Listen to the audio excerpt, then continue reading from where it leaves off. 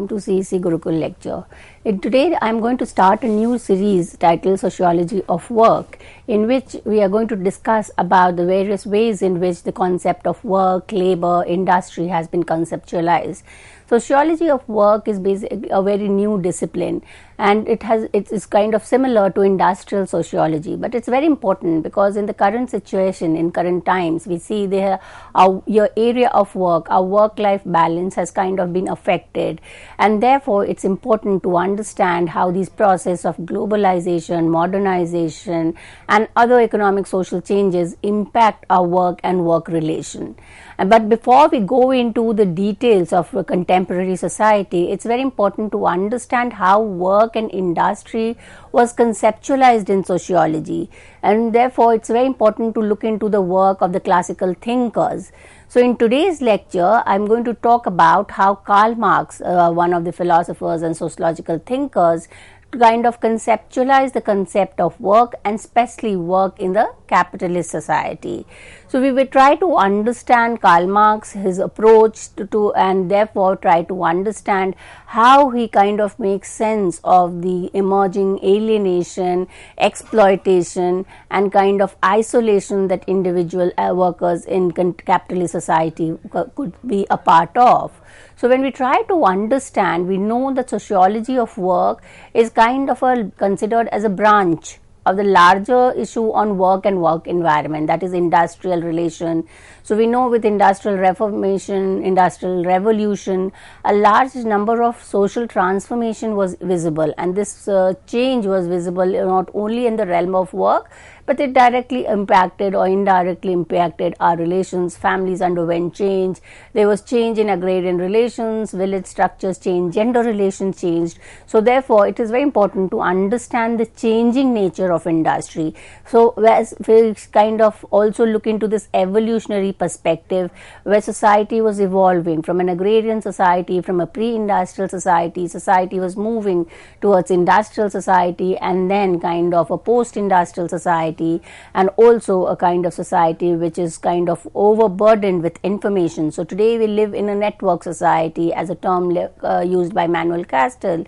It can be described as an information society. So if it kind of helps us to kind of go back and look into how it has been done in terms of understanding done by key classical thinkers, and in today's lecture we look into Karl Marx. So the work we look into is generally kind of looking into the industry. Kind of lot of problems emerged with industrialization. People could have shifted from an agrarian community life, from a subsistence mode of production, and they're coming into industrial mode, where the entire focus was on market exchange, and goods were being produced only to earn a kind of a profit, and this relations of kind of selling and purchasing in the market lead to two distinct class, and also resulted in nature of conflict. So it becomes very important to understand this entire emergence of a capitalist mode of production from Karl Marx's perspective.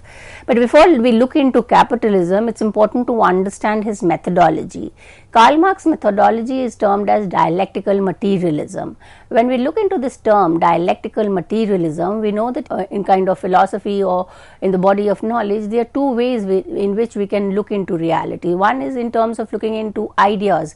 Ideas kind of lead to understanding reality. The other is it is the material conditions. So for Karl Marx, it was production which was the main base on which the other structures were based, for instance religion, culture, social change. So he called economy, which is materialistic, as the base which determined the nature of historical changes. And since he is calling it dialectical, because there is a kind of a two-way relations. So the change in economic relation will change in the social, structural, cultural change, and therefore it kind of agrees that whatever material base we have, whatever modes of productions we have, will determine the course of history, and that is why his theory is termed as dialectical materialism.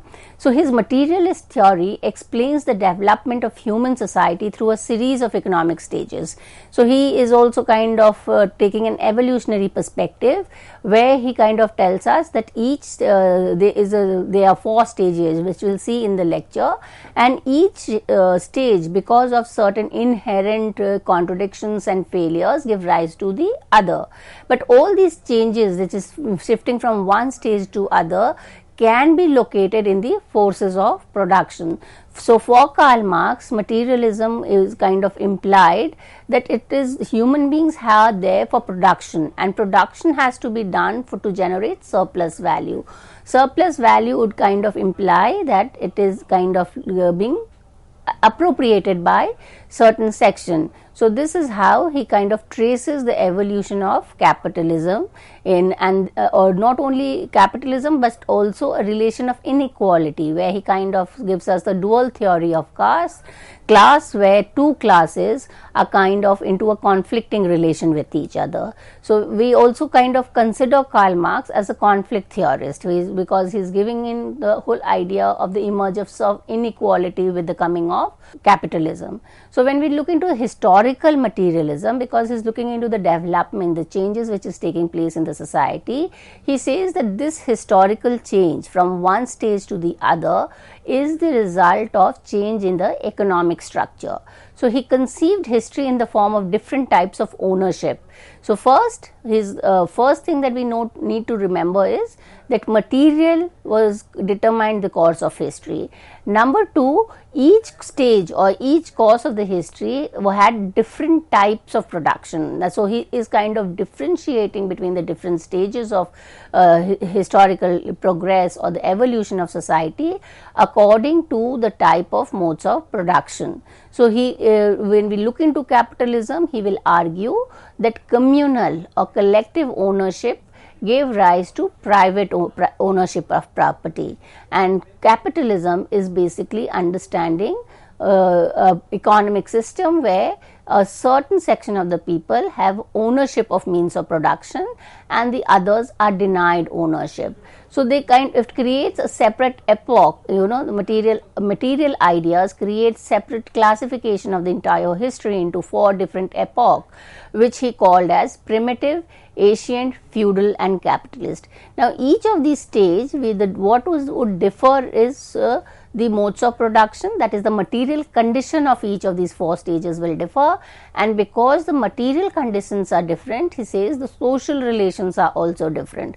So primitive and ancient, where the material condition is collective, communal, then the inequality is less, it is a more egalitarian society. With feudal society, we see a class kind of 2 contradictions coming in. So because certain category have control over the economic conditions, the others don't. So this material ownership of production, means of production, kinds of creates an unequal society. So we know that these are kind of stages of historical, and that is why his theory is also known as historical materialism. So each of these stages of historical development has 3 basic characteristics. Number 1, a system of production and division of labor, different forms of property ownership. So we need to understand these stages not with reference to say the other fact, but only by looking into the economic conditions.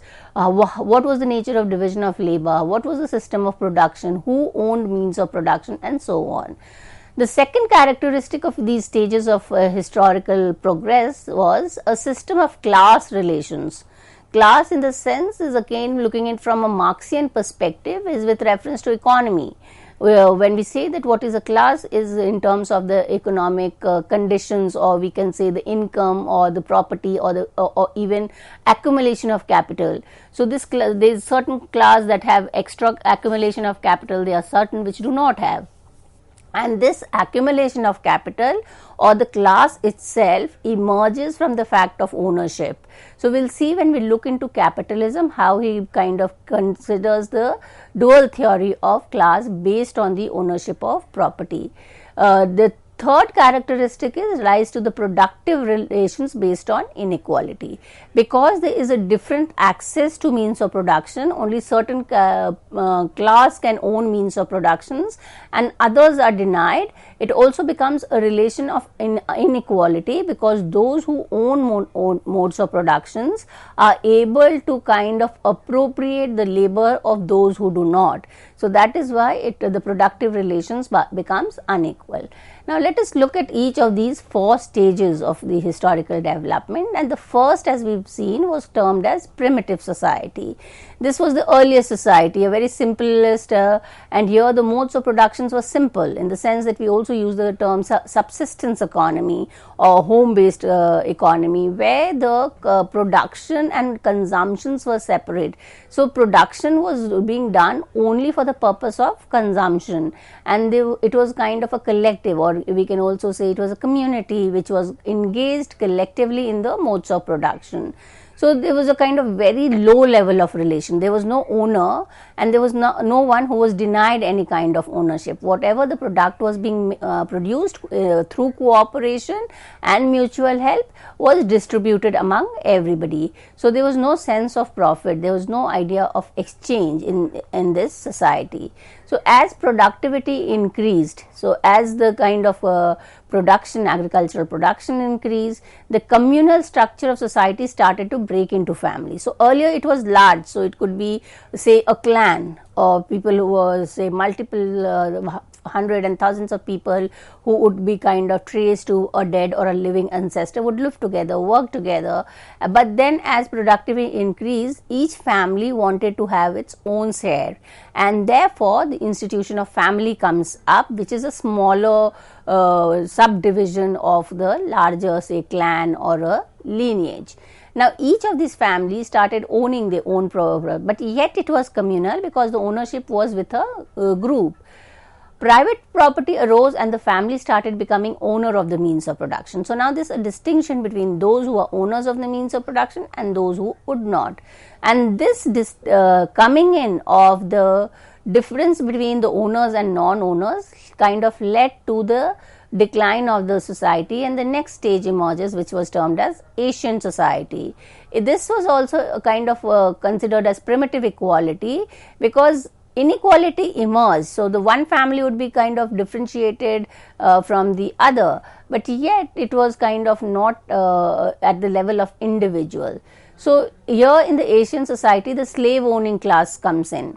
So those who were able to kind of control means of production, human capital or human labor, were also controlled, and this would be kind of considered as slaves. So they were people who also control the human labor of other people who were kind of not in a capacity to produce, and say it's happening at a group level. So one group would control the other group, one would be a kind of controlling, and the other family or a group would be considered as slave. The conflict, obviously, kinds of difference of interest comes in. So the conflict between the slave owning and the slave society increases, and this leads to the kind of strengthening of inequality. So inequality kinds of becomes more structured, and this leads to the transition to the next stage, which is termed as feudal society. Now in feudal society, or we know as feudalism, the inequality, level of inequality further increased, and forces of production saw rapid quantitative changes. So now that each Asian society groups were started owning, so there was a level of competition. Each group wanted to produce more than the other.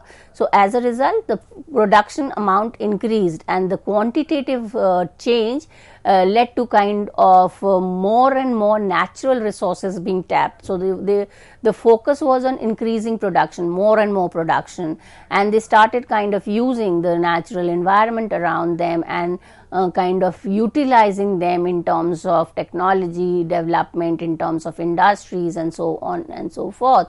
So the development of these productive forces was facilitated by the feudal relation.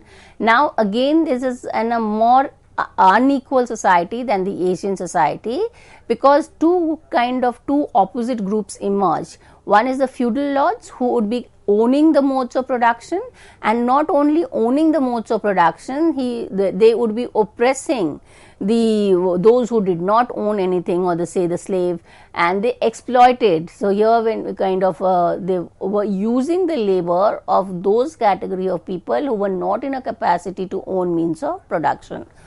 Now, because of the limitation within the feudal society, or when the inequality between the feudal lords and the serfs increased, it kind of led to the emergence of capitalist society.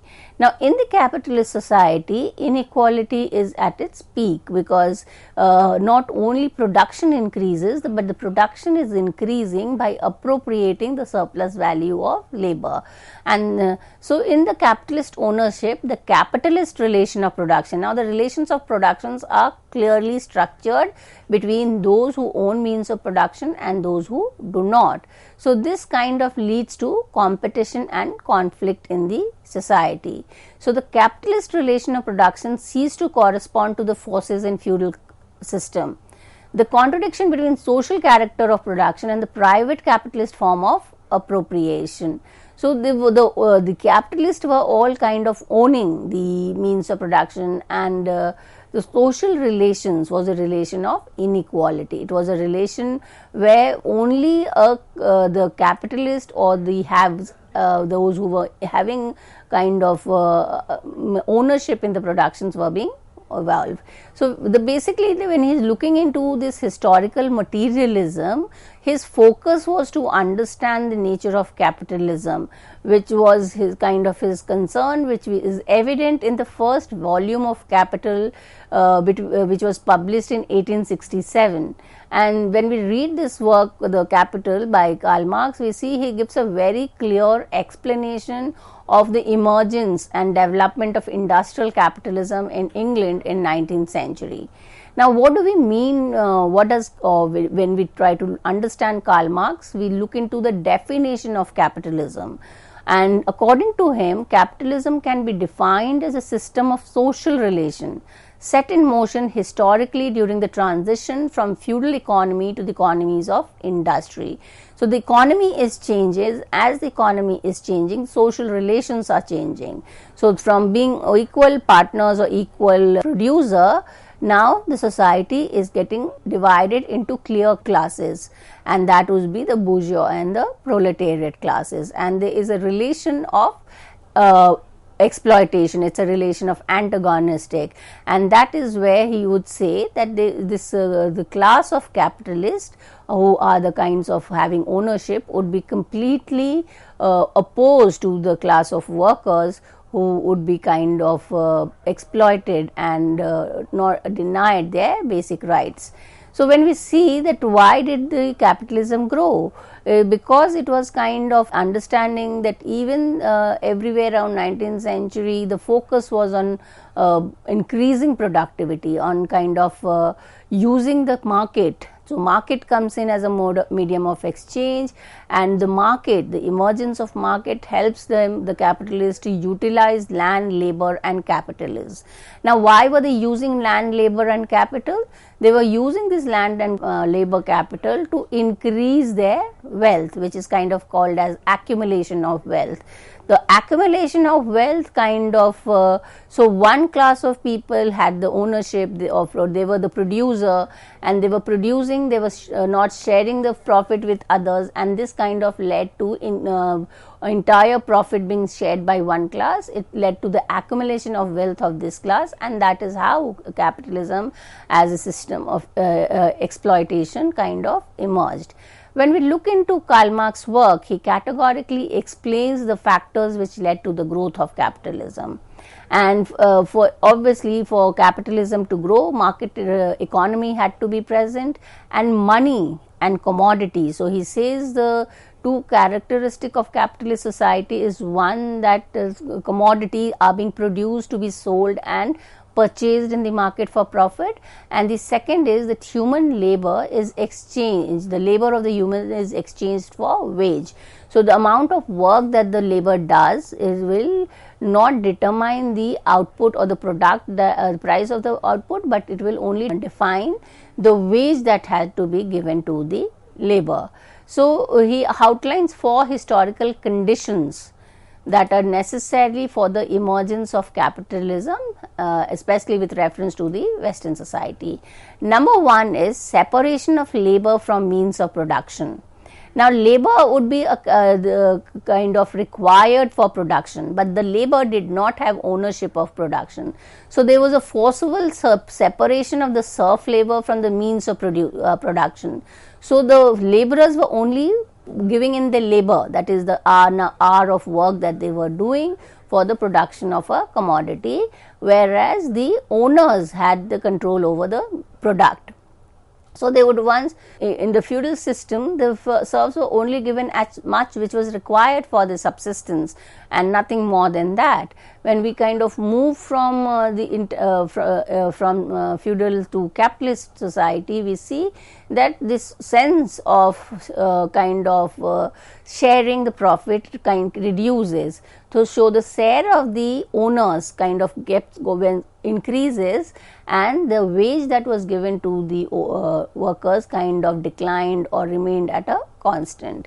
So, in the 17th and 18th century, the class contention of feudal society, so the class contention between the feudal lords and the workers who were working kind of made this. So, this is kind of goes back. So, the genesis of capitalism goes back to feudal society, where the feudal lords started saving and accumulating wealth. And how were they able to do this? They were able to do by appropriating the value that was actually should have been shared with the workers. So, the workers were expelled from land, that is, they did not have any kind of control over the land or means of production. They did not have any control over the product that they made, and certainly they did not have any control over the profit that was earned because of the commodity. Now, this led to the detached labor, and this we'll see in the when we look into the Karl Marx concept of alienation. So, he kind of uses a term cog in the machine. The workers became a cog in the machine. It kind of, they were not involved in the production process. They had nothing to do with the kind of design or innovation. They were just supposed to do monotonous work, and the work they were kind of paid a certain amount. And therefore, they kind of over a period of time, they've started kind of detaching themselves from the product, from the process, from the commodity, and from themselves as well. As feudal land fell into private hand and was transformed into private property, a laboring class appears who bear all the burdens of society without enjoying any advantage. So, these feudal lords slowly kind of converts into capitalist, and the capitalist, in the sense, they start there is a shift from communal ownership of property to private ownership. So, individuals started having claim in the property, and in the sense that they kind of started appropriating the profit that was being generated out of the production process. And the other class, which was kind of working, who was actually putting in the labor, were kind of seen as burden, and therefore they were kind of not given any share in the profit. As separation of the worker from the means of productions become more complete, it became a formal expression of the industrial mode of production itself. The second factor for the growth of capitalism was division of society into two classes. When we look into the division of society into two classes, it is also known as dual theory of class given by Karl Marx. So, he says the division of labor. So, division of labor was there in earlier society also, but the division was in terms of kind of could be a sexual division of labor, that is division between the private and the public domain. Here, when we talk about division of labor, this division of labor kind of creates two unequal classes, especially when they enter into the production process. So, the work is divided in such a way that the working those who do not have ownership are kind of given more of manual work, and they are kind of the ones who are actually involved in the production process. And the other class, or the class which is kind of considered as the owners, are not doing as much as manual work that should be done when we actually look into the amount of value that they will share from the product.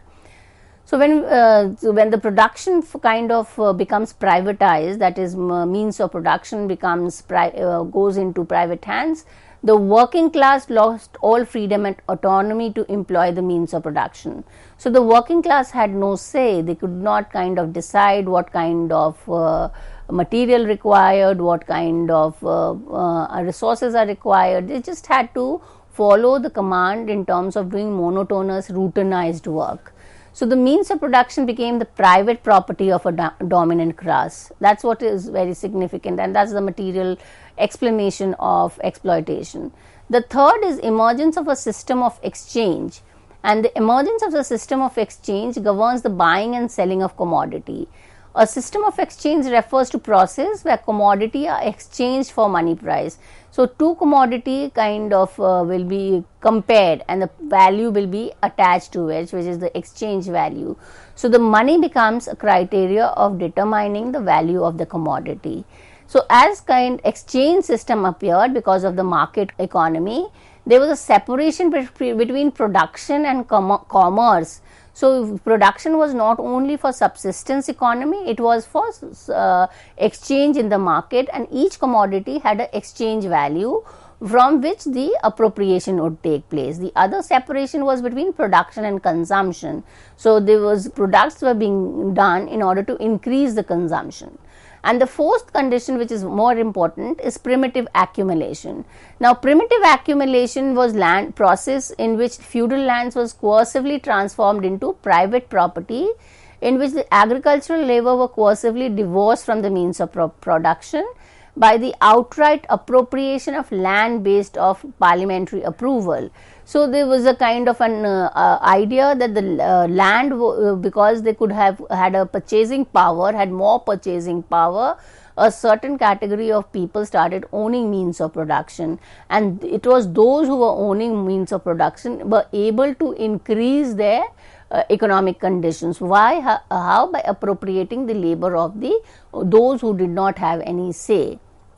So when we look into his entire theory of Karl Marx in terms of the understanding of the emergence of capitalist society, it is very clear that it is a theory which is based on a materialistic understanding of society, in which he kind of gives significance to modes of production, ownership in modes of production, which determines the historical development of society. So with this, we kind of come to an end of this lecture. Thank you.